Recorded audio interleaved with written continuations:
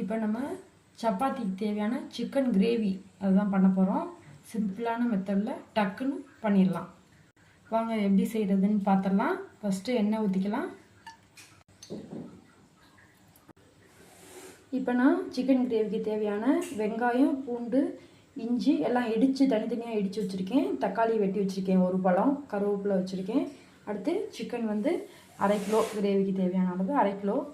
அப்புறம் வந்துட்டு பட்டை ஜாமான் இந்த லைட்டாக எடுத்துருக்கேன். எண்ணெய் காஞ்சிருச்சு. இப்போ பட்டை ஜாமான் அடிச்சிருச்சு, சோம்பும் பொரிஞ்சிருச்சு. இப்போ வெங்காயம் சேர்த்துக்கலாம். தட்டி வச்சா வெங்காயம், பூண்டு, இஞ்சி மூட்டு நல்லா வதக்கிக்கலாம். கருவேப்பிலை சேர்த்துக்கலாம். தக்காளி சேர்த்துக்கலாம்.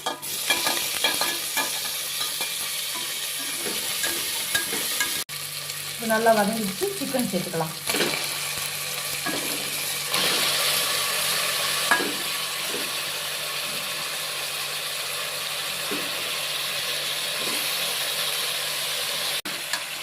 நல்லா வதக்கிக்கலாம். தண்ணி பிரிஞ்சு வரணும், நம்ம நல்லா வதக்கிக்கலாம். இப்போ பாருங்கள், நல்லா வதக்கிட்டேன்.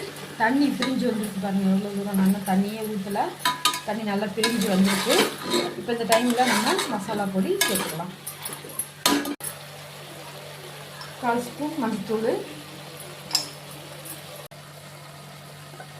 3/4 ஸ்பூனு மிளகாத்தூள், மல்லித்தூள் 1 ஸ்பூன்,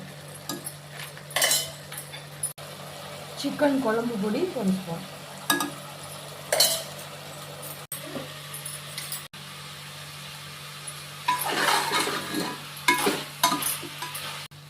இப்போ கிரேவிக்கு தேவையான அளவு உப்பு சேர்த்துக்கலாம். நல்லா வதங்கிடுச்சு. இப்போ கிரேவிக்கு தேவையான அளவு தண்ணி கொஞ்சம் கம்மியாகவே ஊற்றிக்கலாம்.